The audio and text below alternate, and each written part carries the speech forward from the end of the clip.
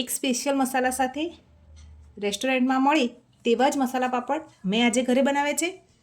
ચાલો એ મસાલો અને મસાલા પાપડની રેસીપી તમારી સાથે શેર કરું. આપણે ડુંગળીની છોલી લઈશું.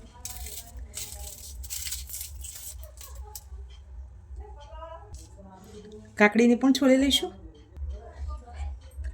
કાકડીને આ રીતે વચ્ચેથી કટ કરી નાના પીસમાં કટ કરી લઈશું. આ રીતે ઝીણા ઝીણા એક સમારી લઈશું.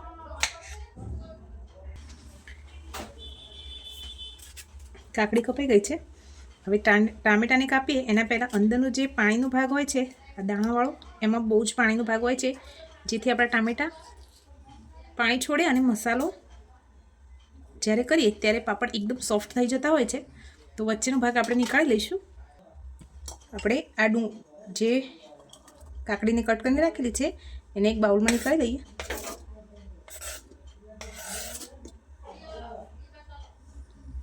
હવે ટામેટાને પણ આપણે નાના નાના પીસમાં કટ કરી લઈશું. હવે ટામેટા આપણા કટ થઈ ગયા છે, તો આપણે ડુંગળીને પણ ઝીણી ઝીણી કટ કરી લઈએ. આ રીતે ઊભી ઊભી સ્લાઇસમાં કટ કર્યા પછી ડુંગળીને સરસ ઝીણી ઝીણી સમારી લઈશું.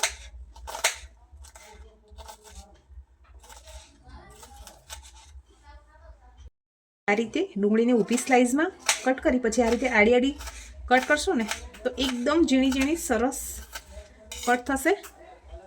ડુંગળી પણ ઝીણી ઝીણી સમારી લીધેલી છે. હવે એને પણ બાઉલમાં નીકાળી લઈએ. જો તમે તીખું ખાતા હોય તો એક લીલા મરચાંની પણ ઝીણા ઝીણા ટુકડામાં સમારી લઈશું. હવે આપણે મસાલા પાપડ માટે એક સ્પેશિયલ મસાલો બનાવી લઈશું.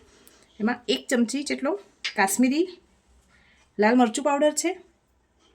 અડધી ટેબલસ્પૂન જેટલું કાળું મીઠું ઉમેરીશું. અડધી ટેબલસ્પૂન જેટલું ચાટ મસાલો ઉમેરીશું. અડધી ટેબલસ્પૂન જેટલું આમચૂર પાવડર ઉમેરીશું. 1 ચમચી જેટલું આપણે રેગ્યુલર જે મીઠું આવે છે એ ઉમેરી દઈશું. હવે બધું સરસ મિક્સ કરી લઈશું. આપણો મસાલા પાપડ માટેનો એક સ્પેશિયલ મસાલો બનીને તૈયાર થઈ ગયો છે. અડદના મસાલા પાપડ જે મરી પાવડરવાળા આવે છે એ લીધેલા છે. તમે આને ડીપ ફ્રાય પણ કરી શકો છો. હું અહીંયા એને સેલો ફ્રાય કરીશ. આ રીતે તેલ છાંટ્યા પછી સરસ રીતે પ્રેસ કરી અને બંને બાજુથી શેકી લઈશું.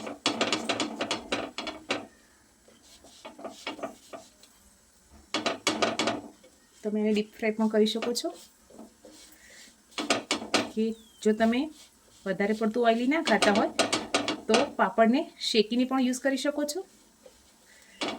સરસ બધી સાઈડ પ્રેસ કરી અને પાપડને શેકી લઈશું. ઉલટતા જઈશું અને બધી બાજુથી પ્રેસ કરીને સરસ પાપડને શેકી લઈશું.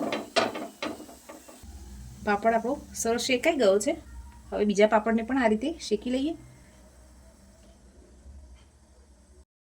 પહેલાં તો આપણે બધી જે શાકભાજીને કટ કરીને રાખેલી છે એને મિક્સ કરી લઈશું.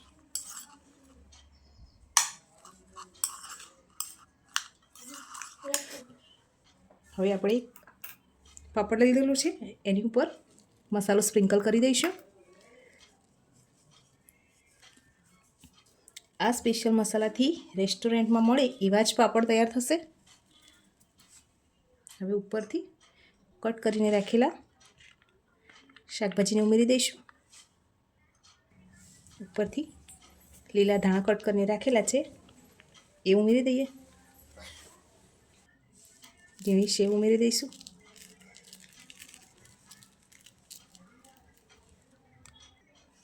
ફરી એકવાર ઉપરથી મસાલો ઉમેરી દઈશું.